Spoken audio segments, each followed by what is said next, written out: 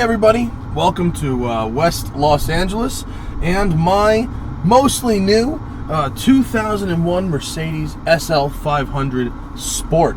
Now we're going to start this video on the move because today we're not in the canyons, today we're in the city. And that's because I bought this car for city duty. I bought a Focus RS, a street rally car that's stiff and stick shift as a daily. Didn't make a great daily. So I bought a daily, and here it is, the 2001 Mercedes SL500 Sport. It has a 300 horsepower, 5-liter V8 engine, the Mercedes corporate V8. It is sort of the end of that classic boxy Mercedes styling. They had switched to the rounded S-classes by then, and the round SL came afterwards. 5-speed automatic gearbox, old school, dumb automatic gearbox. Pretty medium options for this type of car. It has heated seats, it has xenon lights, it has the delightful hardtop, and then of course a power soft top under it. It has the hair protector shade back there, and it has the body kit and the AMG 5-star wheels, which it's all great. It's a gray interior, it's not a black interior. This car I bought with 54,400 miles on it. It now has 56,500 miles on it. I've done some braking in, and we're sitting at a light. We're doing it in real time. But Waze says it's 18 minutes from here to the office, which is where I'm going to record a podcast, the Smoking Tire podcast. So I'm just going to take you guys with me, and you can see what it's like to drive in Los Angeles and why I might want a car that is dynamically not that good. This is a personal luxury coupe. I don't even want to call it a sports car. It doesn't really drive like a sports car. SL stands for Sport Light, or the German it's like Sportlicht. And it is neither sporty nor light. I don't know what it weighs, but I don't really care. It is a great looking car. It's aged really well. The styling, it gets prettier every day to me, and when I tell people about it, they go, oh yeah, those look great, and I agree with them. But so the things to look out for with SLs, the 600s have a lot of unique parts. They can be more expensive to maintain. This being a 500, it is actually quite easy to maintain. All the running gear stuff is pretty simple. You can get most of it at AutoZone or O'Reilly's. There's the trouble-ish areas are the top. Yeah, the top power top has to work right. It's hydraulic, so it can be a real problem if it's not working right. Very expensive. There's some sensors and some little unique parts, computers, things for the interior. The drivetrains are pretty stout. I mean, they made this engine for a long time. The earlier ones had the 4-cam engine. This is the single-cam engine, which some of the Mercedes purists, they look down on me because I have the single cam engine. Look what we're doing here.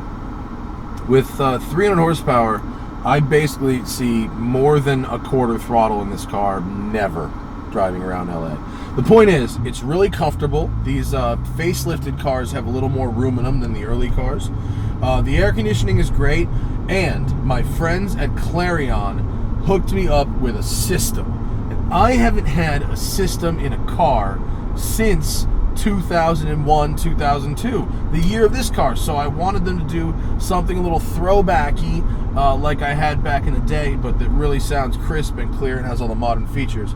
So they gave me this system. I didn't pay for it. They did it. But it is a flip out in the front, and then this beautiful made to fit box in the back with a really subtle recessed amp. It sounds great. Offhand, I cannot remember the model names of all the stuff they put in the car, but I'll put it in the description of the video.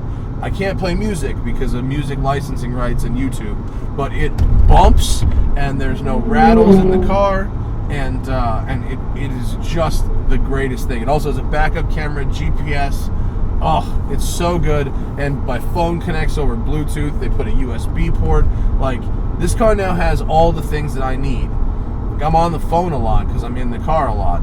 And so what I want is a car that looks cool, that rides well, that is comfortable to sit in, that it was automatic. I mean, thank God, you know, they made like very, very few SLs with manuals, but I just wanted it automatic. You know, I was tired of doing this first gear, second gear, stop, first gear, second gear, stop, over and over. So the maintenance. This car's pretty cherry. This was a one-owner car.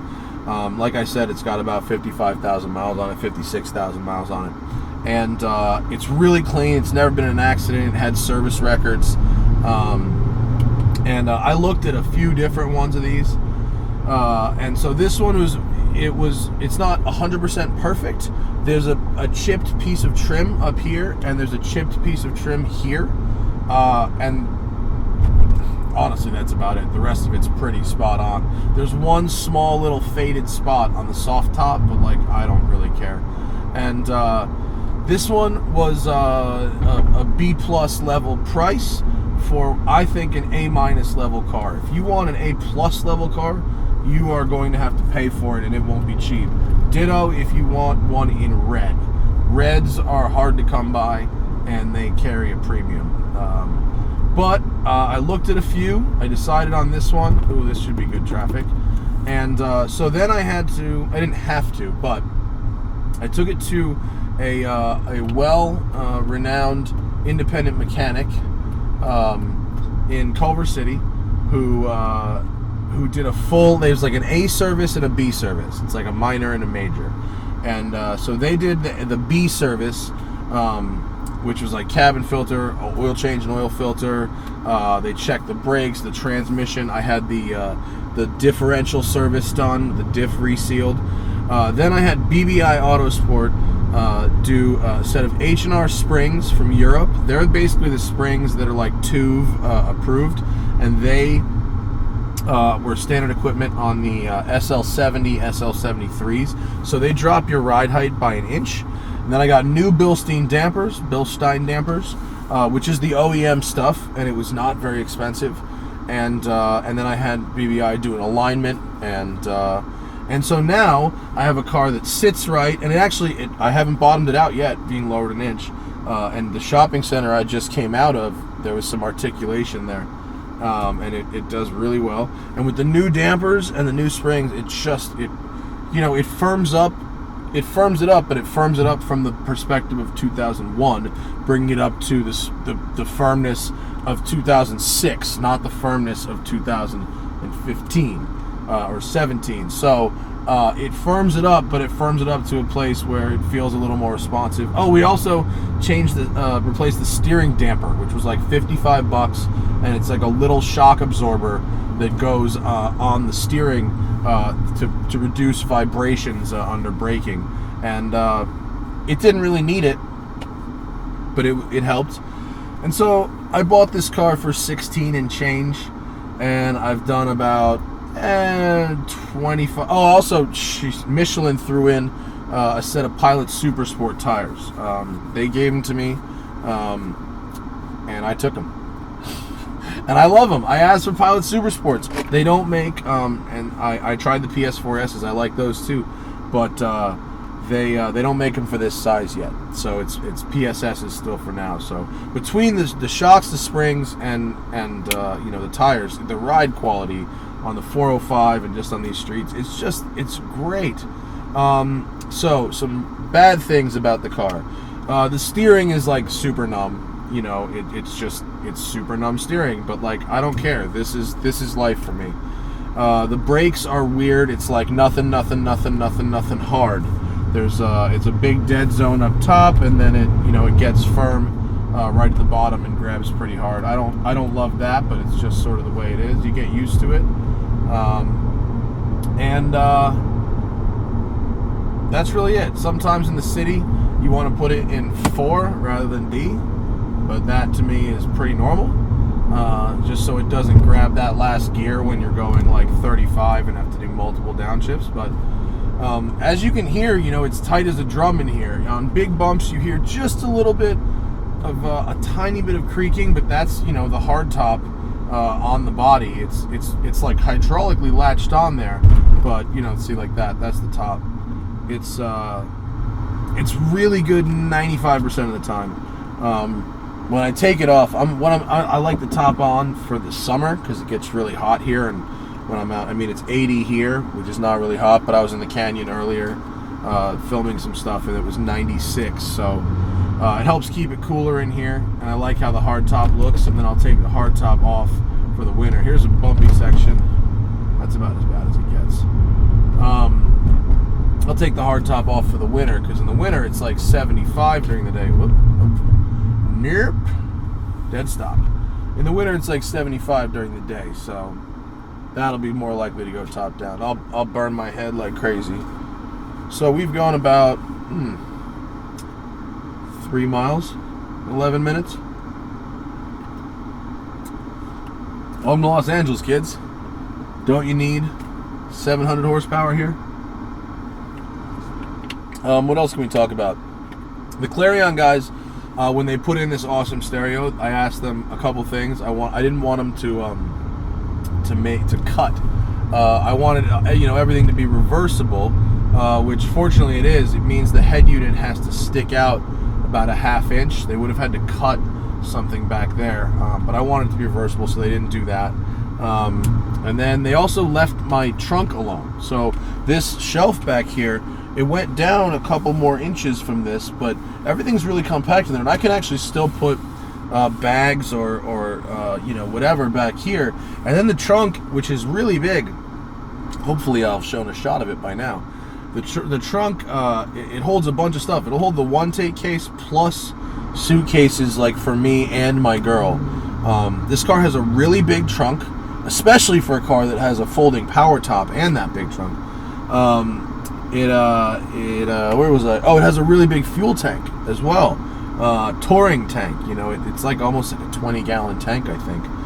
It was indicating a half earlier, and I put over 10 gallons in it, so it's got a big tank. It has automatic climate control. The top obviously is power. It has automatic power windows. It has 2-mode power seats, power mirrors, power door locks.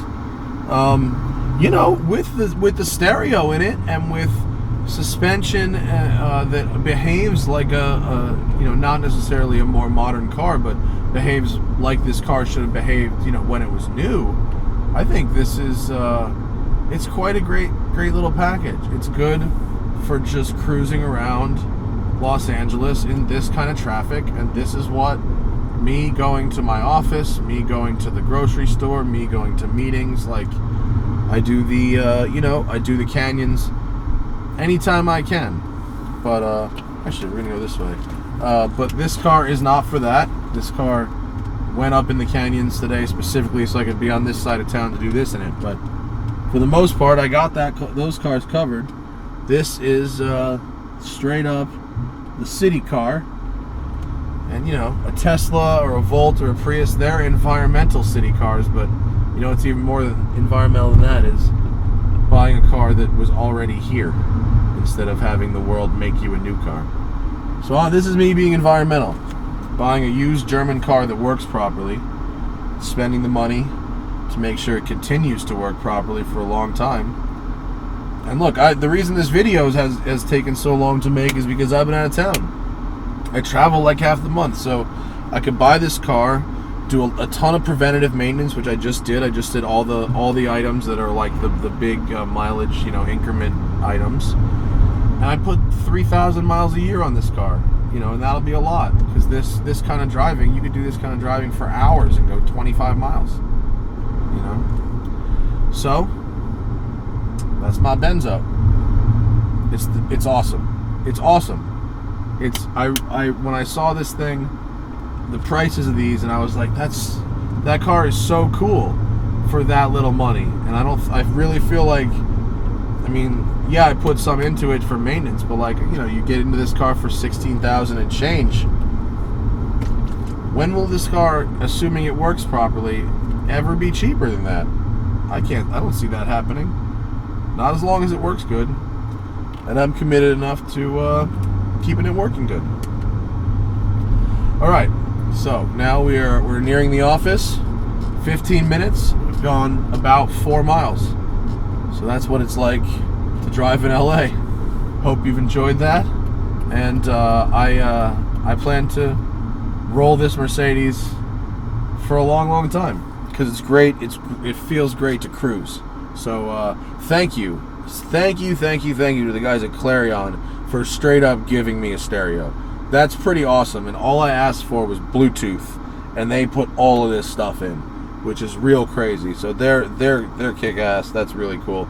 And to the guys at BBI Autosport, as well as Phillips Auto in Newport Beach. Normally I would not buy a car from a secondhand car lot, but these guys had a LaFerrari in there, so I figured they kind of knew what they were doing.